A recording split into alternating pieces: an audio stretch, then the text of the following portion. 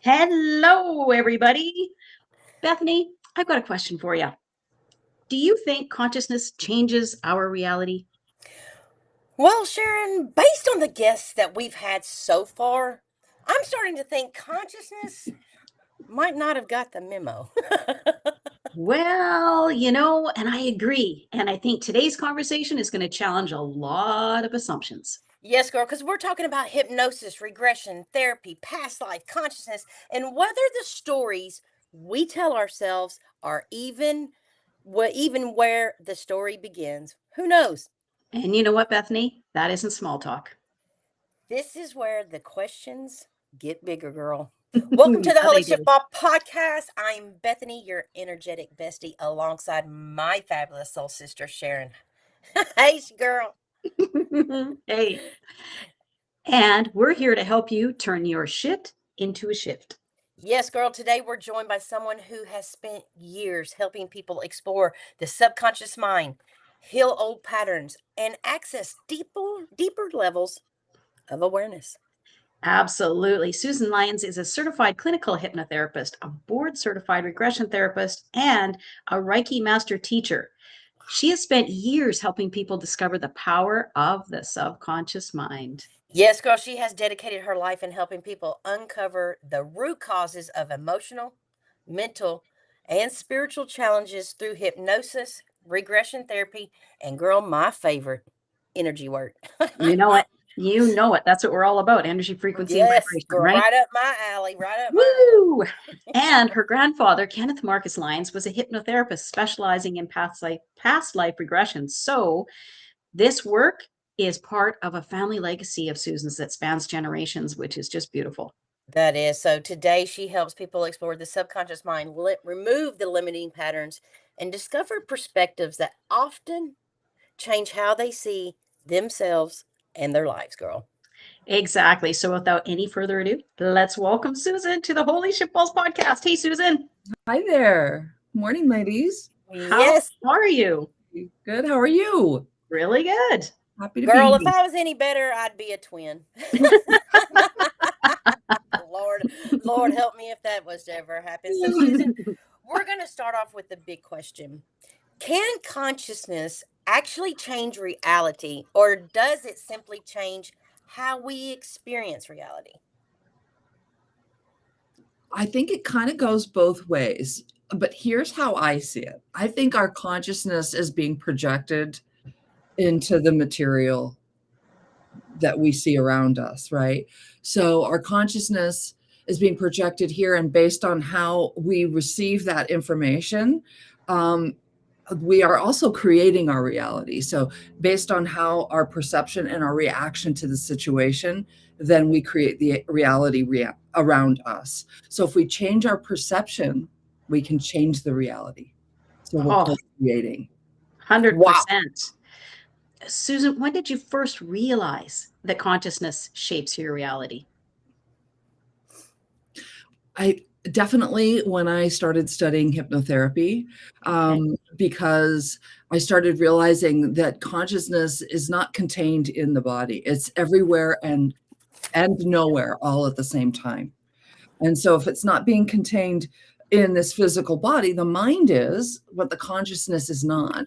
And so working with clients and their reactions and perceptions and the information they're getting when they're putting that left thinking brain aside is so much more expansive than so we can get out of our own way when we're in those altered states.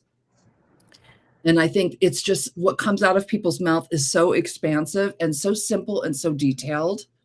I think when we're in our regular state of mind, we're actually limiting our experience, Oh, limited in our experience. absolutely. Yeah. Yeah. Yeah. Yes. Yeah. We're completely locked down and restricted. Yeah. Yes. Yes. Susan, for our viewers that might be new to all of this, what is hypnotherapy? What does that actually what define that for us so we, someone that might be new to this, they can kind of get a little bit of an awareness of what it is we're speaking about. Yeah. And some people that know about hypnotherapy are they probably know it through these stage hypnotists. So that's not what a certified clinical hypnotherapists do.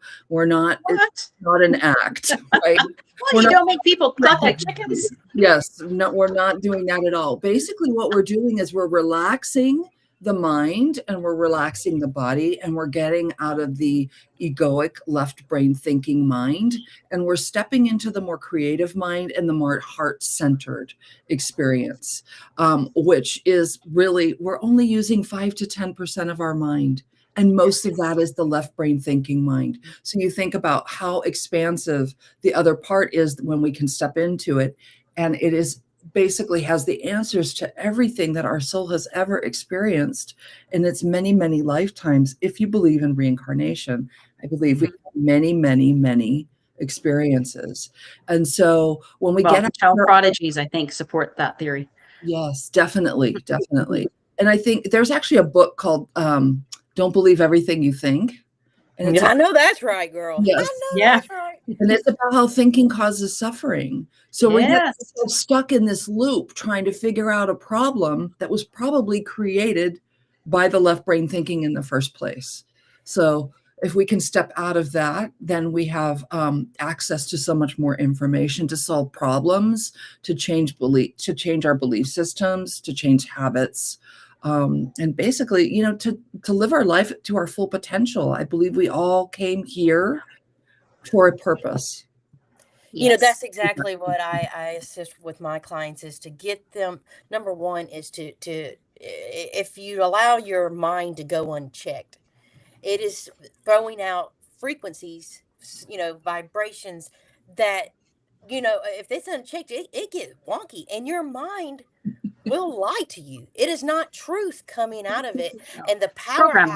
the powerhouse in which you are is connecting to that heart space. And because what we have now found is that the heart has over 40,000 neurons. The heart is sending more data to the brain than the brain is to the heart.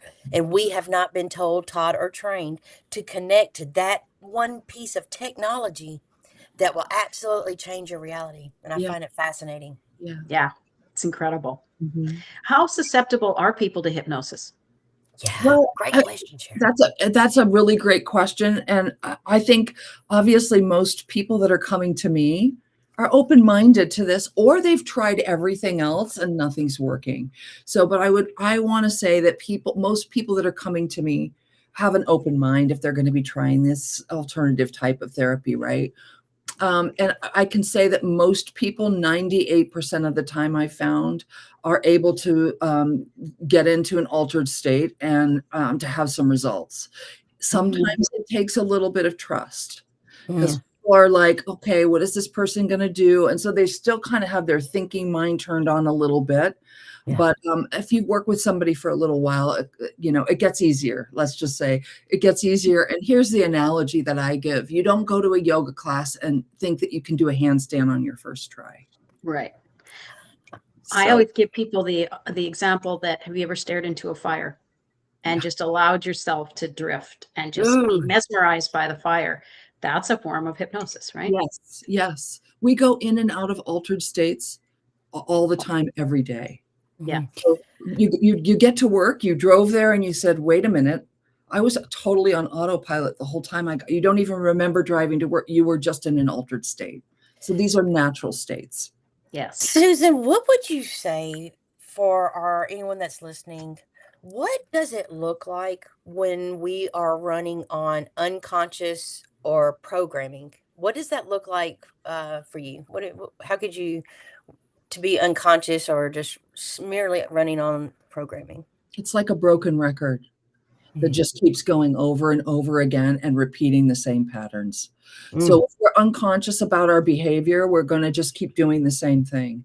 And here's the interesting thing is the subconscious mind would rather stick with the status quo Yes. and try something new. The unknown is scarier than sticking with something even when it's not benefiting you. So these old programs that were created usually when we were young people, right?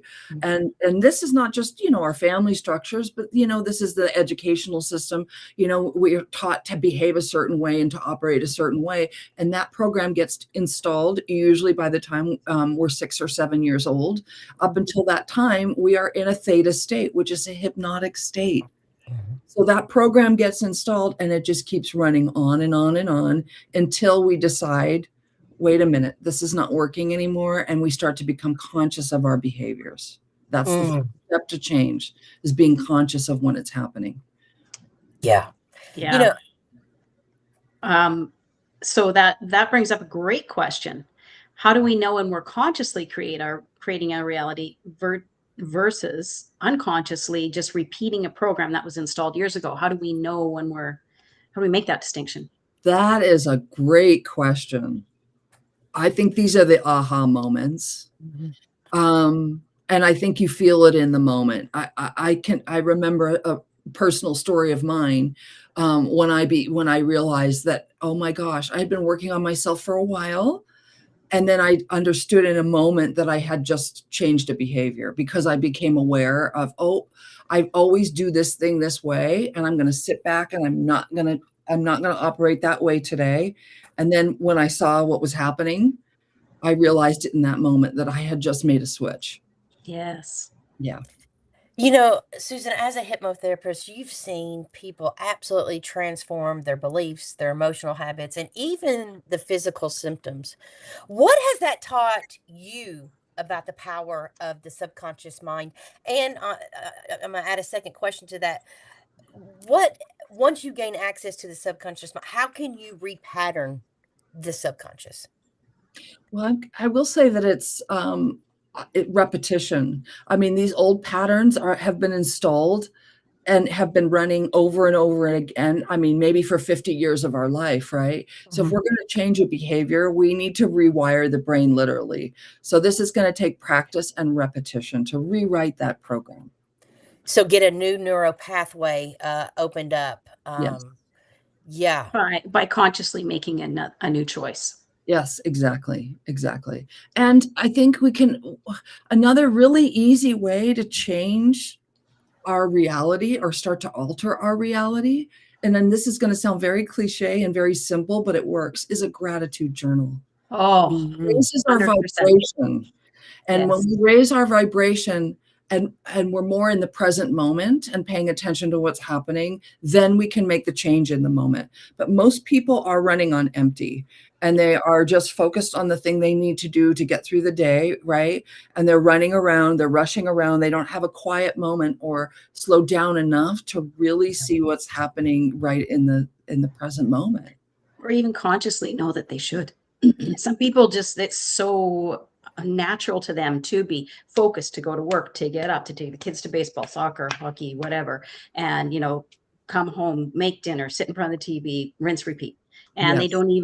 it doesn't even occur to them that Yep. there's another way to live.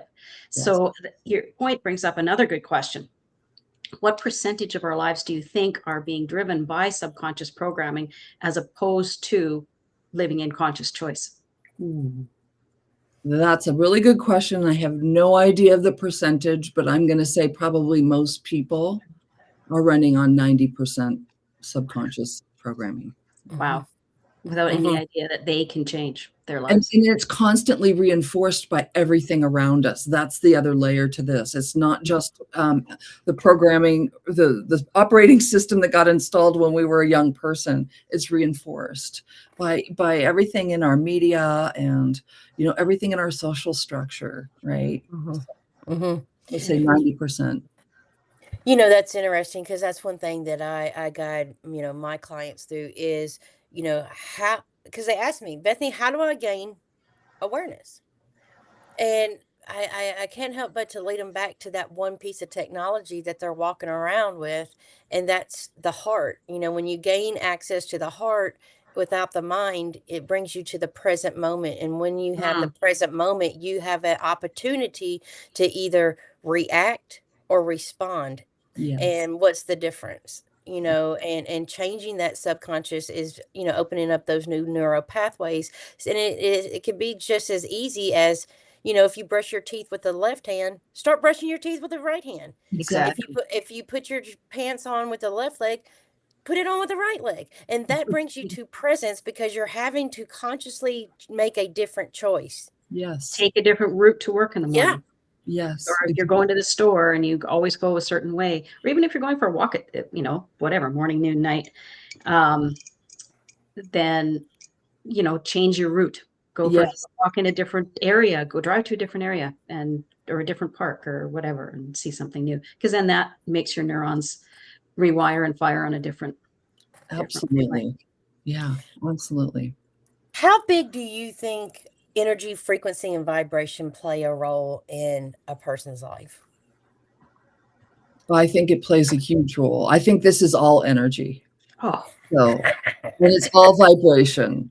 And raise your vibration, change your reality. yes. Seriously. How can you guide our audience to raise their vibration? One little simple step that they could do today. Well, that again would be a gratitude journal.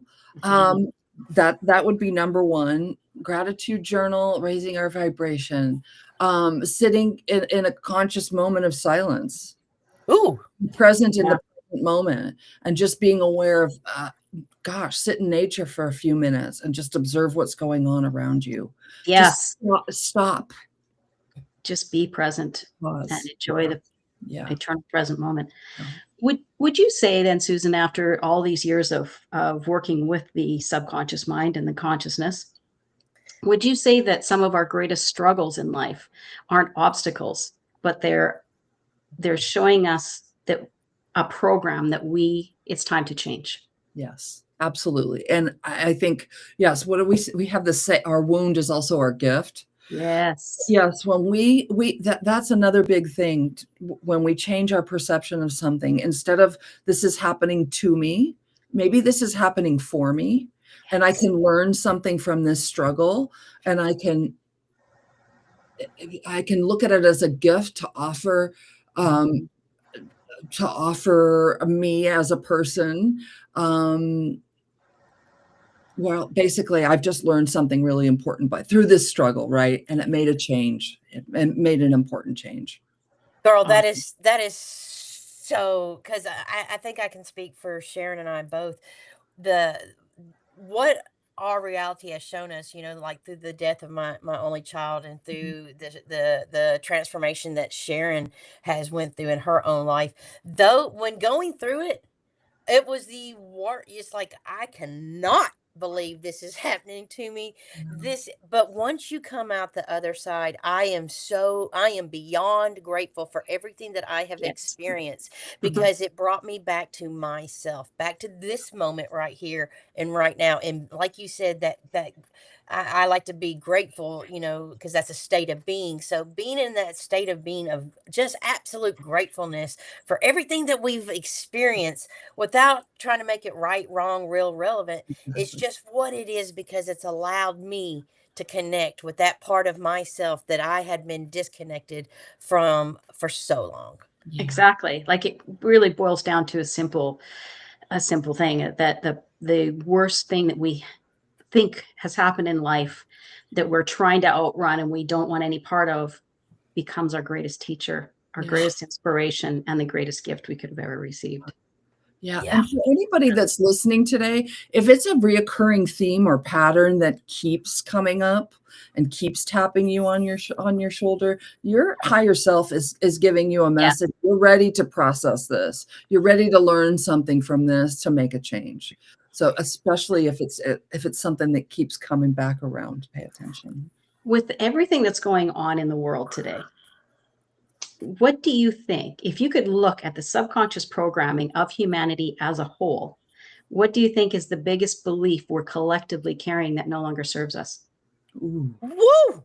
Sharon's got the questions today, girl. I don't know. I'm in flow. Yeah. I think we don't have choices. Woo! Oh, okay. That is so true. We think that we need to follow along with a pattern that's been set up or a system that's been set up. We all want a sense of belonging. We all want to belong. We all want community.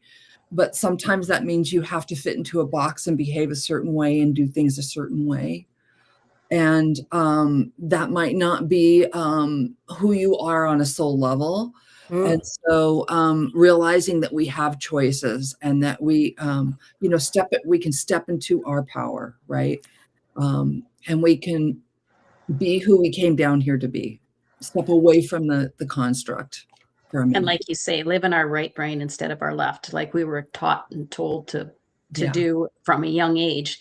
Yeah. Get rid of your creative side and follow, the linear analytical side. Yeah. Yeah, we love it. Probably some of us as children were told, oh, you have such a rich imagination.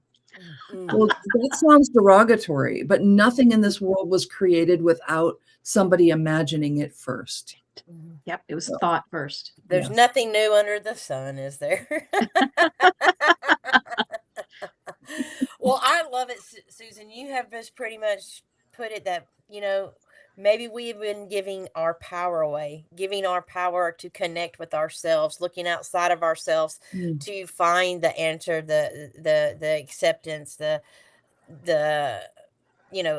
really it's all about connecting from within and following that heart and shutting maybe that analytical thinking mind off. And what I have found for myself is that healing is so stupid simple.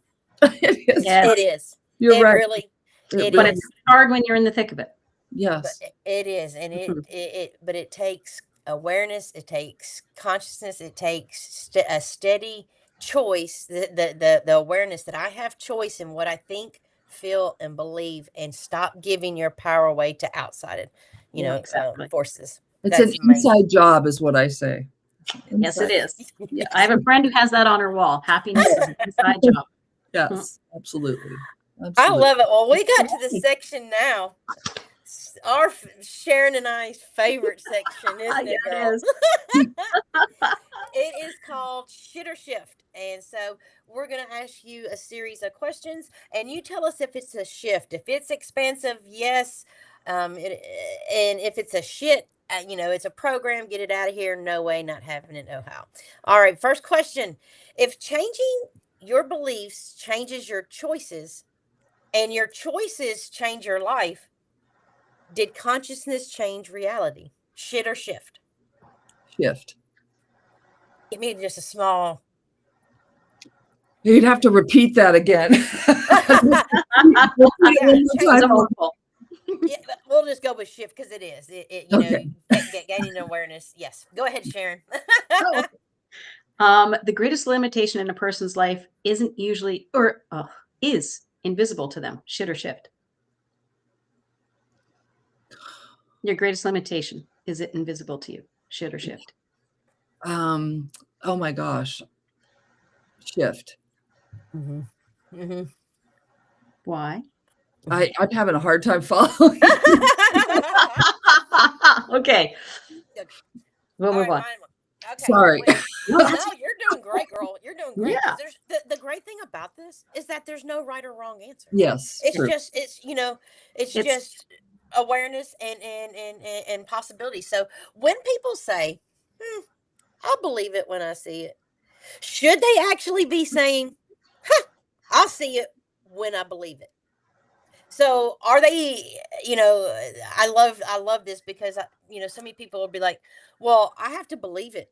I have to see it to believe it. Yeah. When really, once you believe it, baby, you'll see it. Yeah, exactly. That's good. Yes. Yeah. I know it. Maybe I don't see it, but I can feel it. Yeah. Yeah, exactly, girl. Exactly. And when you believe it, you'll eventually see it. Yes. And I think that's another thing that people get lost in or lose faith in, is because they're like, okay, I believe this today. I believe it. I believe it. But until it becomes a real internal part of your being and your belief system, things don't change. So when they surface level say, oh, I believe pigs can fly, then they're not going to see flying pigs because they don't really, really believe it. Mm-hmm. Well, they might see it, but it might be in a storybook. I Yeah, mean, exactly. Oh, yeah. you Or might watching the really Disney Channel. see a pig flying, but it Yeah. be on a book cover or something, But Yeah. so it's interesting how the reality, throws out stuff to you. Absolutely. Absolutely. So, Susan, people don't fear change. They fear losing the identity they built around themselves. Shit or shift? Mm. That's a shift Mhm. because oh, wow, your questions are killing me. To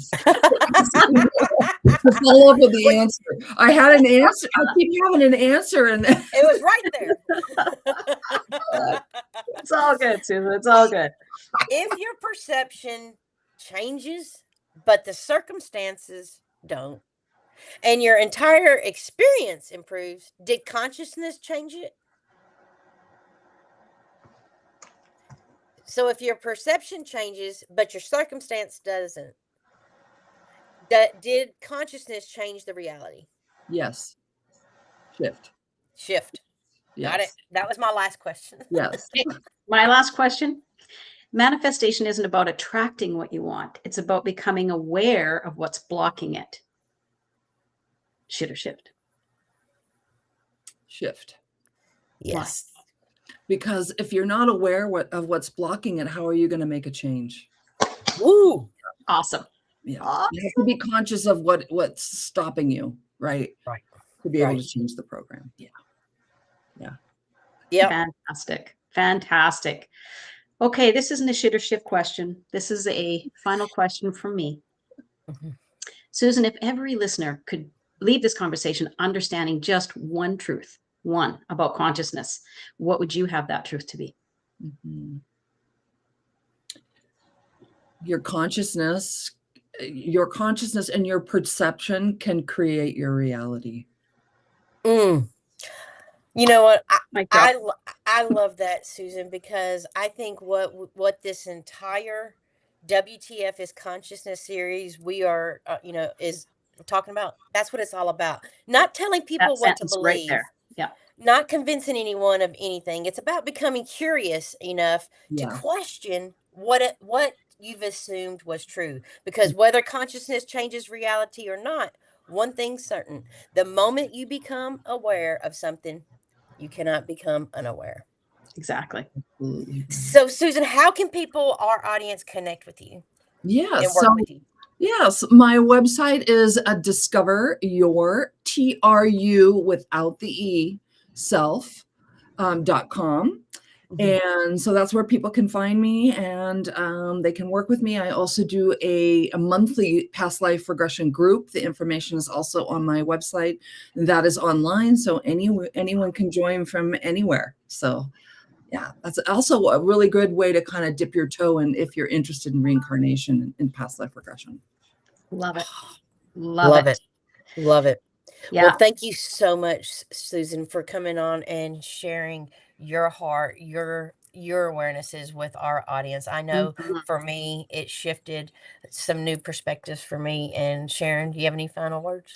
Well, I think as Bethany said, that what we discussed here today is really the epitome of what this whole consciousness series, the What the F is Consciousness series, I think that's exactly what it was about. We encapsulated it. Thank you so much for doing that for us today, Susan. Thank you Thank so you. much for Appreciate that. having me, ladies. Thank you.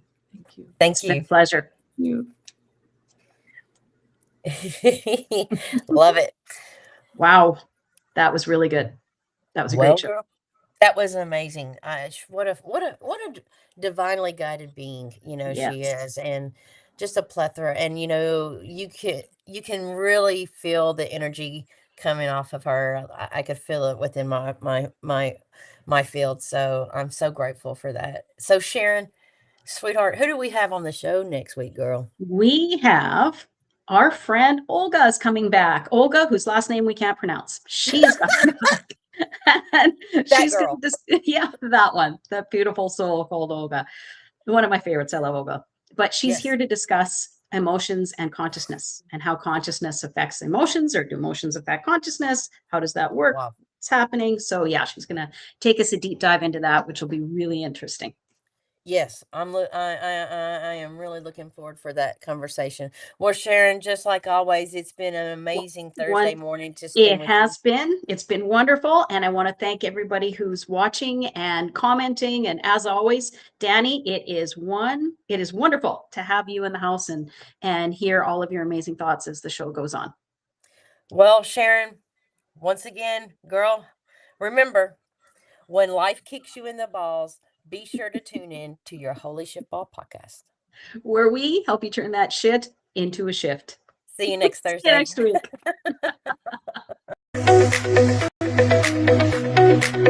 week.